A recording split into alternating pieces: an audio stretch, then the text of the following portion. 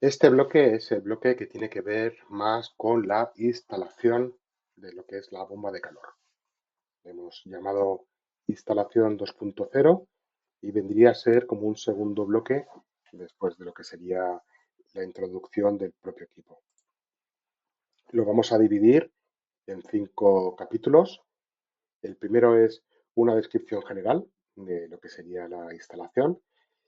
En segundo lugar, una ubicación, cuál es la ubicación de la unidad para respetar la normativa actual. Luego hablaremos de la instalación hidráulica. El cuarto bloque será el conexionado eléctrico. Y por último, haremos un pequeño inciso en lo que sería la configuración básica. Veréis que hay como una puesta en funcionamiento guiada donde hay que determinar qué elementos se han instalado en esta instalación en concreto. La descripción general va a ser explicar un poco cuáles son las características de este equipo y bueno, son las siguientes. Son, en el caso de la bomba de calor aerotérmica, como ya sabéis, tenemos eh, estos modelos disponibles, desde los 4 hasta los 16 kilovatios, con dos dimensiones disponibles. Y lo que tenemos aquí son los diferentes pesos de las diferentes versiones. Hay versión monofásica sin resistencia eléctrica y versión, en este caso, trifásica con resistencia eléctrica de tanto de 3 como de 9 kilovatios. Es decir, los que son monofásicos son siempre de 3 y los que son trifásicos son de 9, que luego veremos que puede ser seleccionable por el controlador de pared. Este es el circuito de alguna forma hidráulico, el sistema térmico, donde se ven todos los componentes que se pueden instalar. Es a modo de recordatorio. Si habéis estado en el bloque 1, ya lo hemos explicado cada una de los componentes, pero sobre todo destacar, pues bueno, que desde la unidad se pueden controlar 4 bombas exteriores, 3 válvulas, una de 2 vías y dos de 3 vías, una vía mezcladora para el suelo radiante, y luego que se pueden instalar diferentes sondas de temperatura que nos optimizarán el funcionamiento del sistema térmico.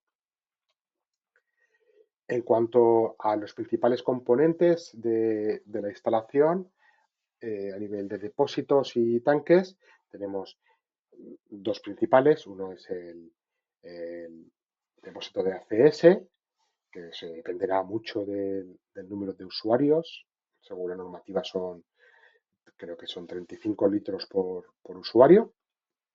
Y luego el depósito de inercia, que nosotros recomendamos la verdad es que recomendamos 10 litros por kilovatio, pero en la realidad se está utilizando 5 porque se tiene en cuenta también el volumen de agua del primario. ¿De acuerdo? Entonces, en ese sentido, bueno, también haría falta un vaso de expansión para en diferentes áreas del sistema para que de alguna forma pueda funcionar correctamente. En cuanto a las sondas de temperatura, indicaros que todas las sondas son de 20 kilovatios. Hay una que está incluida con la unidad, que es la TWT, que es la de sonda de ACS. Pero si queremos hacer algún control diferente, algún control adicional, estas sondas tenían que ser adquiridas independientemente, adicionalmente. Hay dos sondas para el depósito de inercia, uno para la parte, la BT1 va arriba y la BT2 va abajo, para ver las diferentes temperaturas. Luego tenemos una sonda de agua de lo que sería el suelo radiante, sonda también que es la zona 2, por decirlo de alguna forma. Luego tendríamos también lo que es un sensor, en el caso de que lo apoyemos con un sistema solar, ¿vale? Que nos daría la temperatura del agua que viene del sistema solar. Y por último tendríamos dos sondas que nos medirían las dos zonas ambientales, ¿vale? Tanto la de alta temperatura como la de baja temperatura. Luego tenemos un sistema de válvulas, que son, las tres son 220 on-off, ¿vale? Pero en el caso de la mezcladora de 3 vías, la que se utiliza para mezclar el agua del suelo radiante, podría ser una válvula de 10 voltios, que se utiliza mucho en instalaciones domóticas. Las bombas que se pueden controlar desde la unidad son 4 bombas. Son una bomba externa, que es la P2, ¿vale? Que es la que va hacia el sistema de refrigeración, hacia el sistema de fan coils y de radiadores. La P3, que es la bomba que impulsa hacia el suelo radiante. P4, que sería la bomba de recirculación del ACS. E5 sería la que utilizaría el agua solar dentro del propio depósito. El segundo es el pentín de la CS, ¿vale? En el interacumulador. Luego también, por último, tenemos la posibilidad de controlar una resistencia eléctrica dentro del depósito de ACS, que es lo que venimos marcando como TBH, que es Tank Back Heater, que es resistencia eléctrica de tanque. Ubicación de la unidad. ¿Dónde podemos colocar nuestra unidad cuando vamos a instalarla? Como sabéis, se trata de un producto que está construido, que funciona con un gas que es el R290, y este R290, el hándicap que tiene es que es un gas que en alta concentración es inflamable, es explosivo. Por ese motivo, lo que hay que dejar es una holgura suficiente para que este gas no pueda acumularse en ninguna zona y sobre todo que no pueda sufrir ninguna deflagración de ningún elemento que pueda haber pues caliente o que pueda haber de- de- de ignición, ¿no? Hay que- en líneas generales hay que dejar y medio en todas las direcciones del sistema. Pero luego tenemos las diferentes salvedades. Tenemos, en este caso, si vamos a instalar las unidades en una pared, si va a estar suspendido, hay que dejar 30 centímetros por, por, por la parte inferior, un metro por la parte superior y medio metro por cada uno de los laterales. Luego, en el caso de que para todo lo que es la toma de aire hay que dejar también un metro en lo que sería la impulsión y como mínimo 30 centímetros en el retorno. Si va a haber una conexión en cascada, tenemos que respetar estas distancias mínimas, pero también, bueno, esta información la podéis encontrar en el propio manual que viene suministrado con el equipo y ahí ya vais a ver las distancias que hay que cubrir, ¿de acuerdo? Pero lo más importante quizás sería aquí en España es que hay que cumplir con una instrucción técnica que es la IEC 20 por este tipo de gas y es de alguna forma tenemos que evitar que este gas se vaya hacia sótanos y sobre todo que esté cerca de ningún foco de ignición como interruptores o conductores eléctricos, motores de explosión o sobre todo lo que se vaya para abajo que por el peso del propio gas tendería a concentrarse. ¿De acuerdo? Esta instrucción la podéis consultar en el BOE, evidentemente, y ahí también está todo con todo lujo de detalles. En cuanto a lo que es la instalación hidráulica, o la parte, digamos, térmica, ¿no? De lo que es la instalación de aerotermia. La hemos partido en tres partes, lo que sería la parte exterior, lo que está en la calle, luego lo que está en la parte de ACS y lo que está en la parte de climatización. En la parte exterior, aquí hay una serie de elementos que los hemos marcado como elementos principales, que son el filtro desfangador, las válvulas antihielo y el desgasificador. En el desgasificador hemos puesto un asterisco, porque es opcional, dado que no hay tampoco muchas soluciones en el mercado que permitan hacer esta función, este despropanizador. Y en cuanto a las válvulas de hielo, repetimos que son obligatorias, al igual que el filtro de zangador y el filtro en Y, para garantizar una durabilidad del propio equipo. Las válvulas antihielo en algunos fabricantes se recomienda solamente poner el que está en la parte más baja del sistema, pero en nuestras unidades, como tenemos tanto la salida como la entrada, no están como está este dibujo, sino que están a una misma altura, lo que hemos decidido es que ambas sean obligatorias para evitar problemas futuros. En cuanto al filtro desalgador, igual, exactamente lo mismo. Es aconsejable, sobre todo en lo que es la entrada del equipo, para evitar impurezas que puedan venir del suelo radiante, por ejemplo. Y el filtro en Y, que viene suministrado con la propia unidad del equipo. En cuanto a lo que es la instalación hidráulica y la válvula de hielo, aquí hemos puesto una información de un fabricante, en este caso concreto es Giacomini, y aquí podéis ver un poco las distancias que hay que cumplir y sobre todo las temperaturas de actuación. Una válvula antihielo, como sabéis, deja de salir el agua cuando la temperatura desciende hasta 1 grado centígrado. Y esto sobre todo se hace para que en caso de que no haya suministro eléctrico, la máquina, bueno, o sea, pueda descargar todo lo que es el agua de la instalación y que no dañe lo que es la unidad. Luego, en teoría, una vez se recupera la temperatura, la válvula debería cerrarse y el sistema debería funcionar con normalidad. ¿Vale? Es muy importante tener en cuenta una serie de aspectos. Y es que la válvula antihielo no puede cubrirse con materiales porque estaríamos engañando la lectura de temperatura.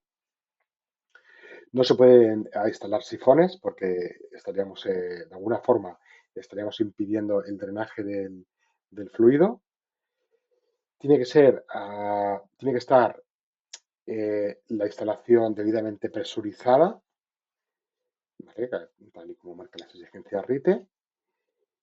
Y antes de instalar esta válvula antihielo, pues el sistema tiene que estar limpio internamente.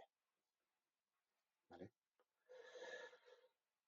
En cuanto a lo que es el desfangador magnético, aquí podéis ver otro ejemplo. No es más que una vaina magnética que lo que hace es capturar todas las impurezas metálicas, que es lo que aquí hemos marcado como A. Bueno, el imán sería lo que está marcado como B y la malla está marcada, una malla metálica que está marcada como A. Entonces, para limpiarlo, lo único que hacer es retirar el imán y dejar caer también por la parte inferior, dejar caer todas las impurezas. En cuanto a lo que es la parte que no tiene que ver con la climatización, como os he comentado, este sistema permite controlar diferentes elementos, entre ellos un depósito de ACS, una bomba que tendría su propia bomba de recirculación.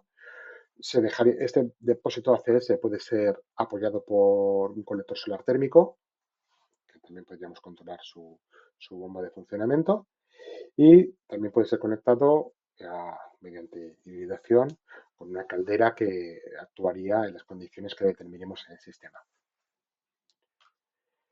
Y en cuanto a lo que es la instalación, se suele trabajar contra un depósito de inercia, porque se ha demostrado que el sistema es mucho más eficiente. Y aquí lo que hay que tener en cuenta es que hay dos bombas. Una que sería la bomba de mezcla, que impulsa hacia el suelo radiante, y la bomba externa, que le llamamos nosotros, que es la que impulsa hacia zancones y radiadores. Para evitar que el agua fría se pueda meter en los radiadores y generar condensación, lo que se hace es instalar una válvula de 2 vías que sectoriza esta zona en concreto. Instalación eléctrica.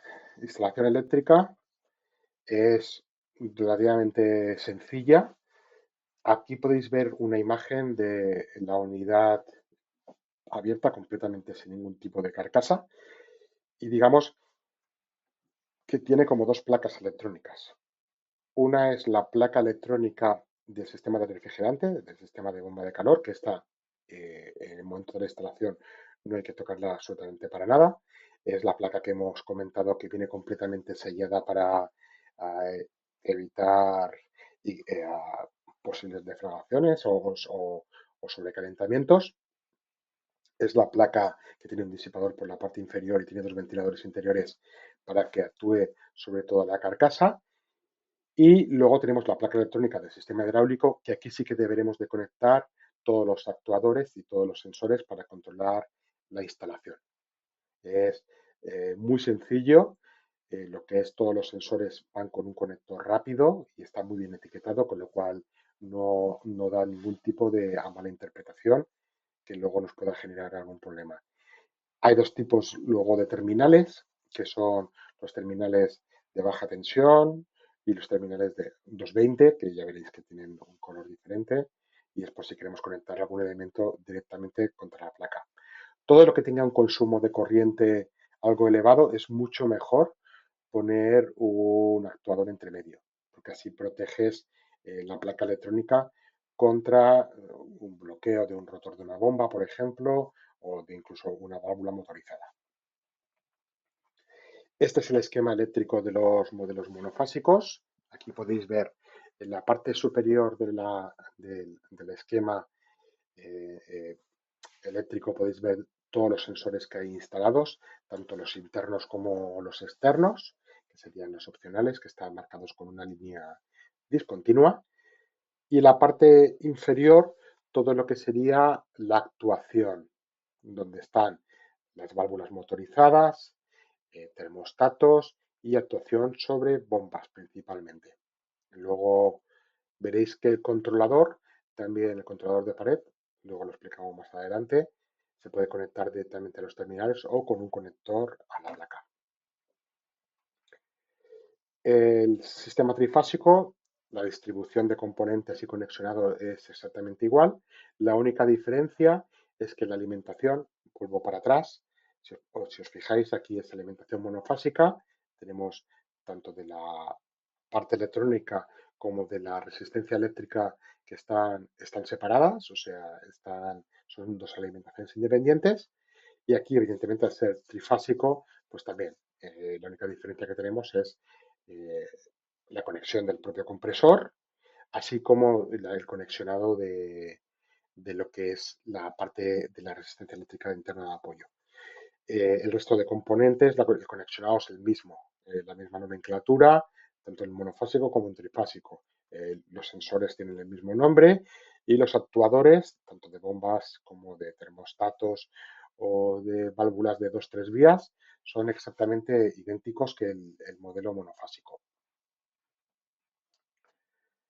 Para realizar la instalación eléctrica se introducen los cables por la parte posterior, en donde está la salida de las válvulas, y aquí sobre todo lo que tenéis que distinguir es de no mezclar los cables de alta y baja intensidad para evitar interferencias y en un futuro también facilitar el mantenimiento.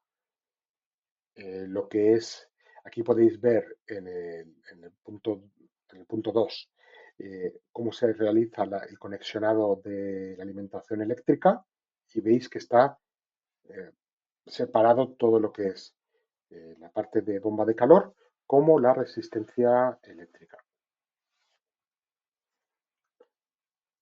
La placa de control, la placa de conexionados tiene esta imagen que veis en la parte superior, el punto 3, y hay tres áreas bien diferenciadas. La parte izquierda, superior izquierda, sería donde se conecta el controlador. La parte superior derecha están conectados todos los sensores que van luego a un conector rápido.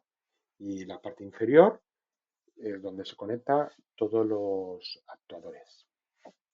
El dibujo 4, la parte 4, ahí también podéis ver dónde se conectaría la válvula mezcladora en el caso de que decidamos instalar una válvula motorizada de 0,10 voltios. Y como os he comentado anteriormente, el controlador por cable también se conecta aquí. Aquí se ve un poco más en detalle lo que os he comentado en el punto 4 anterior, y es en el caso que decidamos utilizar una válvula mezcladora de agua de 24 voltios, bueno, de 0,10, de salida 0,10, iría conectada tal y como marca este diagrama. Lo que es el controlador de pared lo podemos hacer de dos formas diferentes. Una sería conectarlo directamente por los terminales que veis aquí en la parte superior, que son los cuatro terminales que están marcados como BA, Ground y 24 voltios. Eso sería para si lo queremos conectar directamente, o se puede conectar directamente a lo que es el conector que viene con el suministrado con la unidad.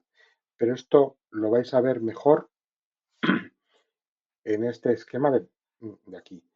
En el caso de que queramos conectar la unidad en cascada, conexión en paralelo de diferentes unidades, lo que hay que hacer es con un único controlador conectarlo a la unidad principal y luego esta se irá conectando a las diferentes unidades esclavas. En cambio, si lo que queremos es conectar una única unidad, pues hay que hacerlo como muestra el esquema de la parte derecha. De todas formas, esto está muy detallado en el manual de instalación que se suministra con el equipo para que no haya lugar a confusión. En el caso de que decidamos utilizar un sistema de conexión en cascada, tendremos que poner lo que es los diferentes switch para indicar las diferentes direcciones de memoria o las diferentes nomenclaturas de las diferentes unidades exteriores. Estos switch los podéis encontrar en la parte inferior de esta placa y como veis el que hay que modificar en este caso sería el switch 2, que es el switch que está en la parte central. En el caso de que en el punto 5 vemos cómo se puede conectar si queremos utilizar el Smart Grid, que es bueno, todo lo que es la tensión inteligente y cómo se puede utilizar este conexionado para utilizar la energía eléctrica, el exceso que tenemos o la energía eléctrica gratuita que nos genera nuestras placas fotovoltaicas. Sería conectarlo tal y como indica aquí el sistema. En el caso de que queramos instalar termostatos en las diferentes zonas, termostatos sin tensión, sin que tengan que ser alimentados, lo podemos controlar por aquí, que son, llamamos a termostatos de baja tensión o de low voltage o de libre tensión y sería con este conexionado. Están marcados como hay uno que es el ground, ¿vale? Que es el común, y luego estaría, si queremos que se active en frío o en calor, si el requerimiento es frío o en calor en cada una de las zonas. Vuelvo un poco para atrás. Esto también nos serviría si queremos hacer un paro marcha remoto de lo que sería la unidad. Podríamos utilizar estos terminales para parar y para encender remotamente la unidad. Luego, en los puertos los diferentes puertos de temperatura donde van conectados los sensores, aquí podéis ver los diferentes nombres que hay. Bueno, a ver, déjame que lo enseñe bien. Sí.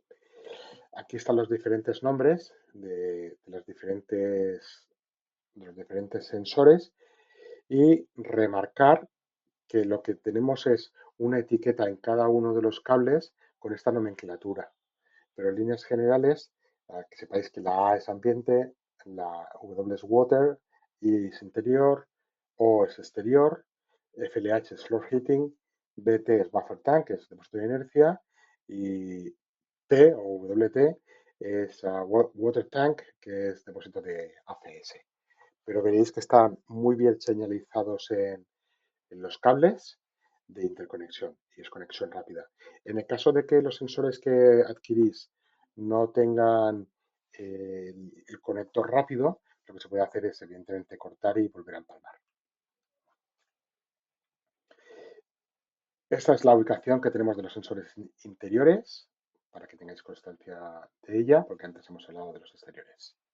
¿De acuerdo? Pero bueno, es un diagrama que podéis encontrar en el propio equipo y son realmente son las temperaturas que hacen que el sistema funcione de una forma u otra, salvo que le indiquemos nosotros que tenga que funcionar pues, por temperatura por ejemplo, temperatura del depósito de inercia. En cuanto a lo que es los terminales adicionales o las funciones adicionales, eh, los terminales de actuación, aquí los veis todos masivamente, todos juntos. Aquí tener muy en cuenta lo de la protección. Aunque tengamos aquí una salida de 220 y se puede conectar el actuador directamente a la válvula mezcladora, no está de más utilizar un actuador entre medio para proteger la placa contra sobretensiones. En cuanto a lo que es las bombas, aquí veis los terminales que están marcados, pues en este caso como 1, 2, 17, 18, 25, perdón, 18 y 25, que son los terminales para conectar las diferentes bombas que hay.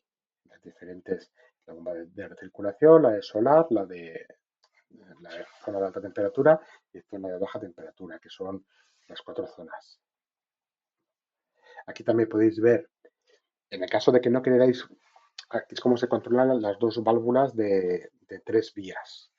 En el caso, bueno, y las dos vías también se conecta en la misma zona, que son los terminales 4, 5, 6, 7, 8 y sus neutros, que son 12, 13, 14. Y el 15 también. ¿Vale? Son los terminales para conectar estas tres válvulas en el caso de que queráis instalarlas de que queráis controlarlas en la instalación. Aquí a tener en cuenta es que la MV2 es una válvula de dos vías, no de tres vías, y, lo que es la válvula mezcladora del suelo radiante, que es la MV3, como sabéis, se puede controlar a 220 o se puede controlar con una bomba motorizada de 0,10. Aquí tenéis un poco cómo serían los flujos. Estos flujos también están detallados en el propio, cuando desmontas la placa para poder acceder, allí abres el nombre de los terminales y luego también cuál es la dirección del agua en el caso de alimentar de una forma u otra. Podéis ver en los cuadros que hay aquí en la parte izterior, en la parte izquierda inferior, podéis ver que en el caso de alimentar el 1,1, pues el agua iría desde la unidad directamente hacia lo que es el depósito de agua sanitaria. En el caso de que alimentemos con 220 el terminal 1,2 y neutro, o sea, MV1-2 y el neutro, se iría para el sistema de clima calefacción. Y luego también pues la válvula mezcladora también. Lo que hay que mirar es si que entra hacia la bomba 4, en este caso, que sería la bomba que impulsaría hacia el suelo radiante. Pero está muy bien detallado el esquema. En el caso de que queramos instalar otras fuentes externas, tenemos esta serie de conectores, que es lo que nos permiten es activar y desactivar los diferentes elementos externos. ¿Vale? Por ejemplo, si queremos controlar o si queremos instalar una caldera que se encienda cuando la temperatura es excesivamente baja, pues también lo podemos controlar desde estos terminales. O si queremos controlar el sistema de solar, de apoyo solar, o las dos bombas, o otros elementos exteriores que se puedan conectar. En el caso de que tengamos termostatos tanto en la zona 1 y la zona 2 que requieran de alimentación eléctrica, es decir, que sean termostatos que tengan que ir con 220, lo podemos conectar en estos terminales que son el 20, 21, 23 y 24, con sus respectivos neutros.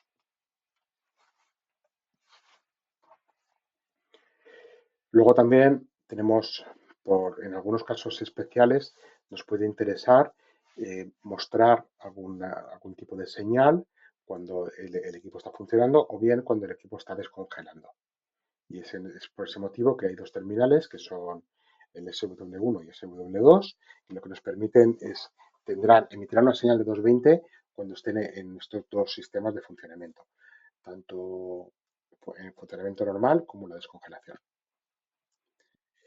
El controlador de paredes es el elemento principal, es donde se controla la unidad, y ahora vamos a explicar lo que sería su instalación. Primero que tengáis en cuenta que se puede conectar tanto por conector como por cable de 4 hilos que sería, o bien hacerlo, si lo hacemos por conector, sería conectarlo en el punto 2, y si lo hacemos por conexión de 4 hilos, sería hacerlo en el punto 3, y el punto 1 sería si quisiéramos hacer una conexión en cascada, ¿vale? ¿Vale? O enviado hacia el controlador principal. Aquí lo podéis ver mucho más claro, cómo se conecta el A y el B, y luego lo que es el cable de comunicación que va contra la placa. ¿De acuerdo? También en el caso de que queramos no utilizar el cable que viene suministrado, podemos hacer la conexión entre el mando de pared, el Wire Controller, y la placa con 4 hilos, que no hace falta que estén, no hace falta que estén aislados, no hace falta que estén, me, me refiero a que no tienen que ser un cable que tenga un recubrimiento especial, pero es muy importante que no vaya junto con la línea de fuerza. Es decir, no, perdón, que no me sale la palabra, no tiene que ser un cable apantallado, pero bueno, sobre todo es importante que no tenga interferencias. Una vez tenemos todo el controlador montado, lo que hay que hacer es cerrarlo y ya procederíamos a lo que es la configuración básica. Para cerrarlo se introduce por la parte superior y luego se aprieta la parte superior, la parte inferior, perdón. Configuración básica. La configuración básica es un sistema que nos permite hacer una puesta en funcionamiento de una forma más o menos guiada. Entonces es para poner la máquina en marcha por primera vez. Es un sistema que consta de 8 pasos y es donde se va a determinar qué elementos hay que utilizar para el control de la instalación. Es decir, qué elementos se han instalado previamente en esta instalación. ¿De acuerdo? Lo primero que va a pasar cuando le demos tensión a lo que es el equipo, nos va a salir el dibujo que sale en la parte superior izquierda, donde pone Welcome y se carga un programa, lo que es el firmware del mando de distancia. Cuando cuando ya se ha cargado completamente el programa, nos va a preguntar si queremos configurar los parámetros de salida. Si decimos que no, se va a ir al menú principal, pero si le decimos que sí, va a ir al paso guiado, a lo que es la configuración básica guiada. El primer paso de estos 8 es seleccionar el idioma. Hay 18 idiomas, entre ellos el español, evidentemente, el portugués, el inglés, el idioma que os sintáis, sobre todo vosotros y el usuario final, más a gusto. Una vez hemos definido el idioma, lo que habrá que hacer es definir la fecha y la hora, que esto será muy importante para una posterior programación horaria, porque sabéis que en casos como el ACS, por ejemplo, es muy bueno poder programar la fecha y la hora. En cuanto al tercer paso, ya empezamos un poco a definir qué se va a instalar en la instalación, perdonad la redundancia, pero nos va a permitir saber qué ha instalado. La primera pregunta es si tenemos instalado ACS, que es como ellos marcan en inglés Domestic Hot Water, que es el depósito de ACS. En el caso de que lo deshabilitemos, pues no pregunta nada más. En el caso de que lo habilitemos, nos va a hacer 3 preguntas. Una es si deseamos activar el sistema antilegionela o un sistema de desinfección, en el cual eleva la temperatura para matar las bacterias. Si queremos priorizar el agua caliente sanitaria por encima de la climatización y la calefacción, o si hemos instalado una bomba de recirculación. Y esto es simplemente activar y desactivar. Aquí lo podéis ver en el dibujo que hay en la parte superior derecha. El cuarto paso nos va a decir si vamos a utilizar este sistema en refrigeración, en modo verano, para que pueda de alguna forma enviar agua fría. Si decimos que sí, habrá que decir qué elementos terminales hemos puesto tanto en la zona 1 como en la zona 2, pudiendo elegir entre fan coil, radiador y suelo radiante. El radiador realmente está desconectado. En algunos modelos solamente te permite elegir para enfriamiento, fan coil y suelo radiante. La elección del terminal va a determinar qué temperatura vamos a enviar hacia este elemento terminal, o bien regulándola mediante lo que es la válvula mezcladora, la MV3, o bien con envío directo. ¿Vale? El quinto paso implica lo mismo que el anterior. Le tenemos que decir si vamos a utilizar este sistema en calefacción.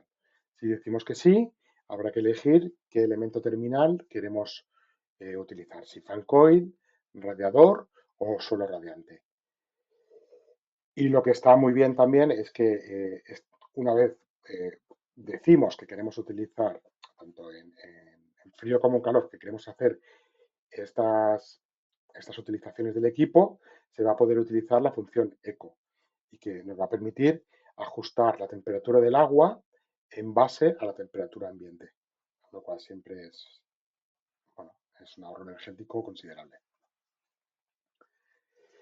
El punto 6 tiene mucho que ver con el sistema de control.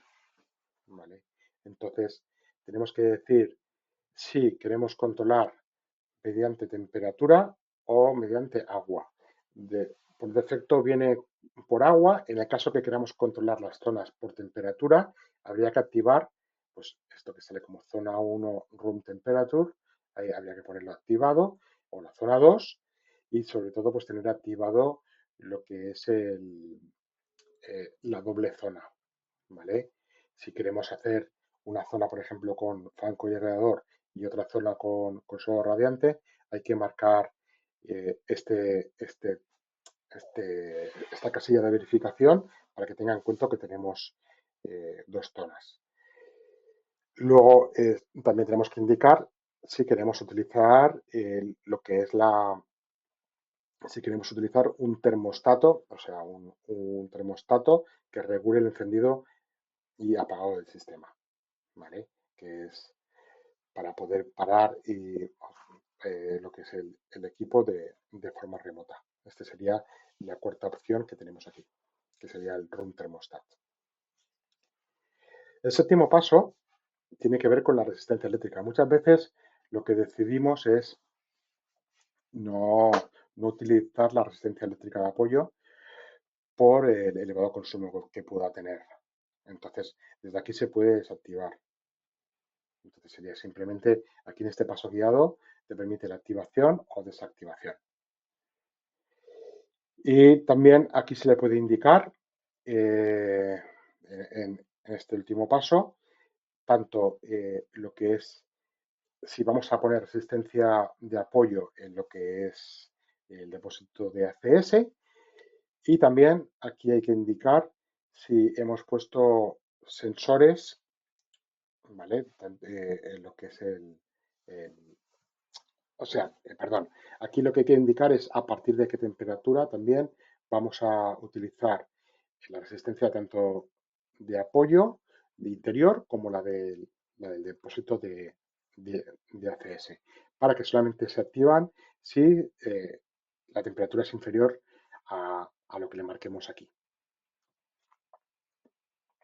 El octavo y último paso, habéis visto que hemos pasado por todos los elementos de la instalación, lo que nos va a preguntar es si vamos a poner una sonda de agua en el suelo radiante y luego si vamos a tener sondas también en el depósito de inercia, ¿vale? La de Buffer Tank 1 y la de la temperatura de agua del Buffer Tank 1 y la temperatura de agua del Buffer Tank 2.